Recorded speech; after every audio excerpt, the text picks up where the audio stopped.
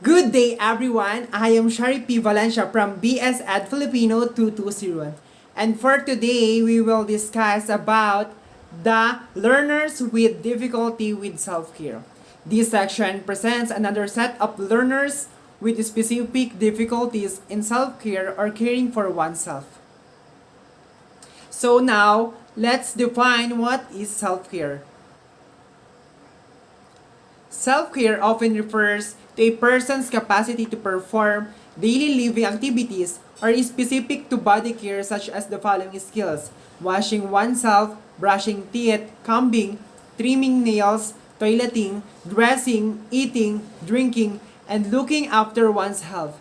Self-care skills are gradually learned by very young, typically developing children through adult modeling and direct instruction within developmental expectation. So, self-care is defined by the term itself, caring for yourself. Self-care includes anything you do to keep yourself healthy, physically, mentally, and spiritually.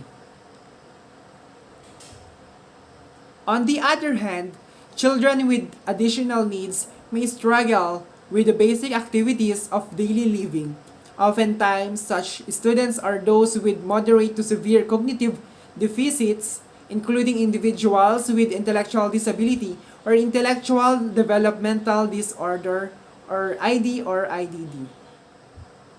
So, meaning to say, children with additional needs are the learners who are facing difficulty with self-care because they are struggling with the basic activities of daily living. A student who has cognitive deficit are the person who has impairment in their mental processes, like an individual with intellectual disability or intellectual developmental disorder. So now, let's define what is intellectual disability. Intellectual disability is a developmental disorder that includes deficits in intellectual adaptive functioning across domains of conceptual, social, and practical that occur during the developmental period. To be diagnosed with intellectual disability or intellectual developmental disorder, a student must have deficits in both the cognitive and adaptive domains. Kirk 2015. Children with Down syndrome with moderate to severe disability may also have problems with self-care. So, intellectual disability, or what we call the ID, is a term used when a person has a certain limitations in cognitive functioning and skills, including communication, social, and self-care skills. This limitation can cause a child to develop and learn more slowly or differently than a typically developing child. Therefore, a student who had intellectual disability are also dealing with difficulty with self-care. An example of this is a child who had Down syndrome. We all know that Down syndrome is a condition in which a child is born with an extra copy of their 21st chromosome. This causes physical and mental developmental delays and disability. Young children suspected to have cognitive deficit which manifest as difficulties with self-care can be identified at a very young age. The traditional approach to measuring levels of severity of ID was determined through the use of intellectual tests. So here is the intellectual test to measure or to identify if on what levels the severity of intellectual disability of a child. The first one is mild level with an IQ or what we call the intelligence quotient 50 to 70. The next one is moderate with an IQ of 35 to 50, severe with an IQ of 20 to 35, profound with an IQ below 20. So at the very young age, we can already identify a child if he or she have cognitive deficit because we can see to their behaviors and development as a child. And we can see their growth if they are deeper from others. However, based on the definition provided by the American Psychiatric Association 2013, using measures of intelligence is only one aspect, as adaptive functioning also needs to be assessed to identify if a child has an intellectual disability in place of IQ levels. The support needed by a person with ID is used to determine the level or degree of severity of the disability. So we cannot only refer to to measure the intelligence in only one aspect. We also have the adaptive functioning. We cannot already confirm if a child was diagnosed with intellectual disability. We also need to assess the adaptive functioning to identify if a child has an intellectual disability. Adaptive functioning means how well a person handles common demands in life and how independent they are compared to others of a similar age and background. The presence of intellectual disability or intellectual developmental disorder is measured by direct observation, structured interviews, and standardized skills. So we can see or measure as child if she or he has intellectual disability through observation, through structured interviews, and standardized scales such as the AAMR Adaptive Behavior Scale by Lambert et al. 1993 and Howard 2013, and Vineland Adaptive Behavior Scales Sparrow et al. 2016. Some of the domains measured by the AAMR Adaptive Behavior Scale include personal self-sufficiency, community self-sufficiency, and social adjustment. On the other hand, the Vineland Adaptive Behavior Skills cover communication, daily living skills, socialization, and motor skills. So these two tools under the adaptive functioning does not talk about to the IQ or the intelligence quotient of a child or a children or to a child. We have to consider both cognitive and adaptive domains in order for us to identify if a child has an intellectual disability. These two tools can help us to measure and identify if our child had an intellectual disability. So I guess that is the end of my report. I hope you learned something, and just keep on watching and keep on learning. Thank you so much. Learning characteristic. Students who have difficulty with self-care oftentimes reach developmental milestone at a later age compared to typically developing peers. They learn to sit up, crawl, walk, and talk later than other children and may have trouble remembering and understanding consequences of action. Due to cognitive difficulties, children with intellectual disability may also have deficits in the areas of reasoning, planning, judgment, and abstract thinking. So, if a children have difficulties with self-care, they develop their milestones at a later age, which could be different from the normal occurrence that a child experiences. And in terms of intellectual disability, there are instances that few of the children will go through the hardship of developing their growth. They can also experience intellectual difficulties, such as difficulty in intellectual thinking and in reasoning.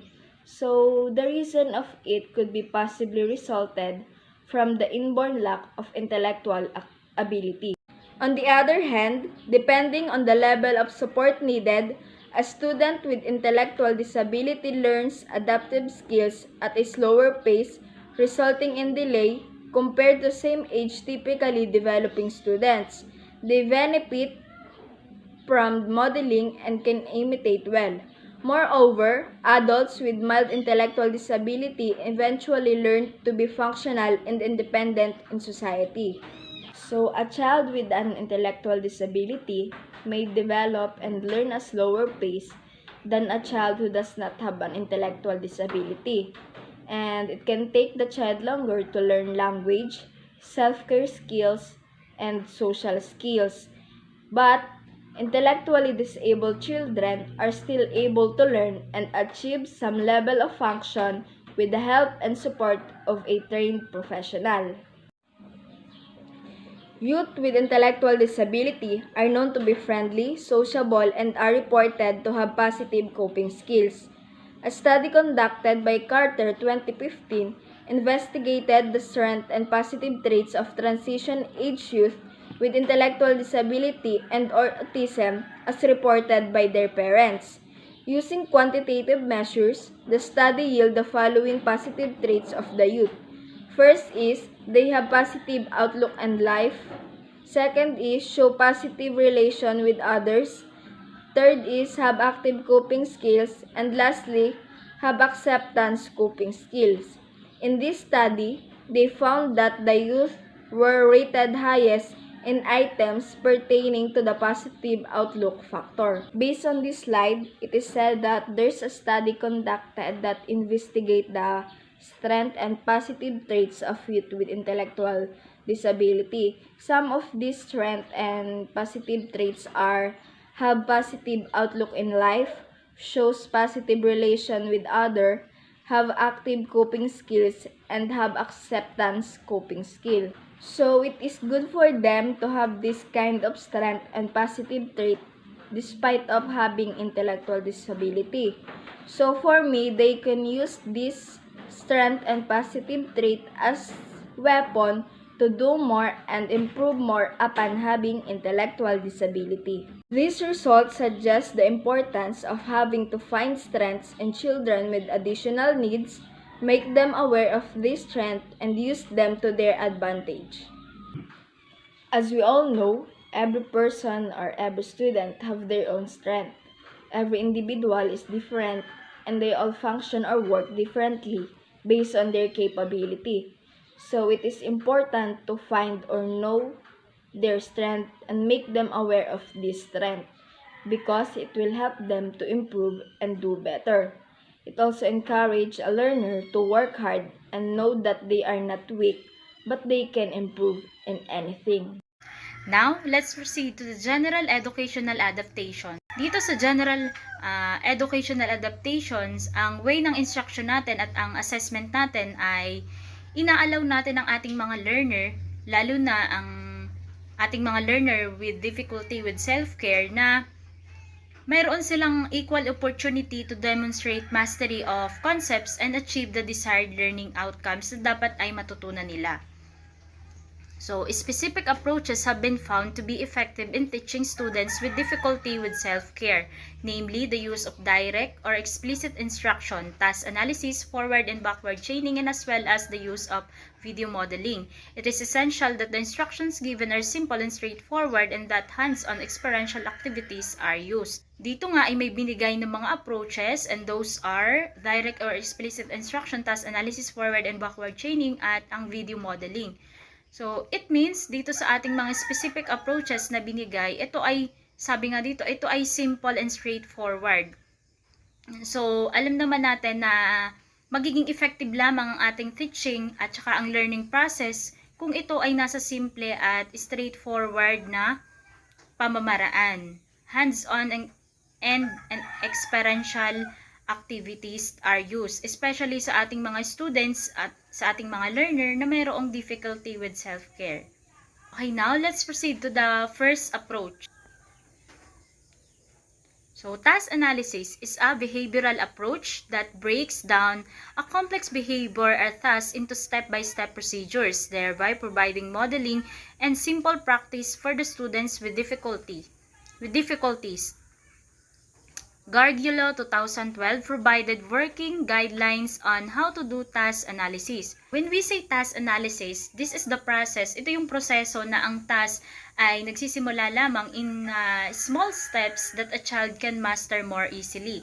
So dito nga ay si Gargiulo ay nagbigay ng mga working guidelines. Ang una nga ay define the target behavior or task.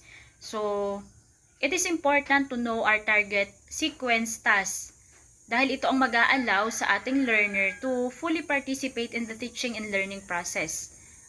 Ang pangalawa, identify the required skills needed to successfully complete the task. So it means we should be aware of what the needed skills or strategies so the child completely the task successfully. Ang pangatlo, identify the necessary materials to perform the task.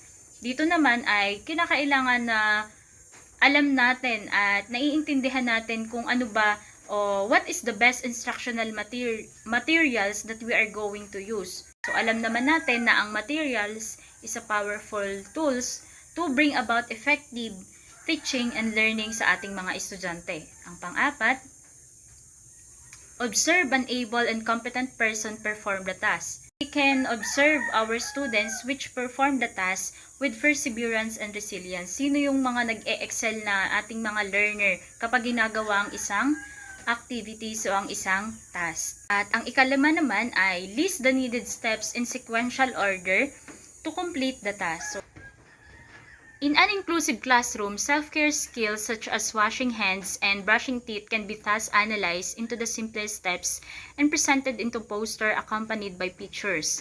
Using direct instruction, the teacher models how each step is done, then allows the student to try the steps with guidance and prompts until he or she is able to do the task independently.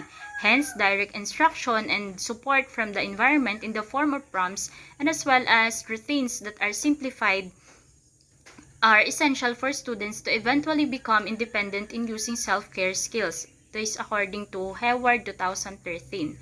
So, it means ang self-care skills with this figure can easily understand and learn by the students. Dahil ito nga, kagaya ng example kanina, simula halimbawa sa paghuhugas ng kamay at pagtututbrush. Kaya nga, nung simula elementary pa lang, tinuruan na tayo ng self-care through step by step with guidance ng ating teacher. We can be able to do the task independently.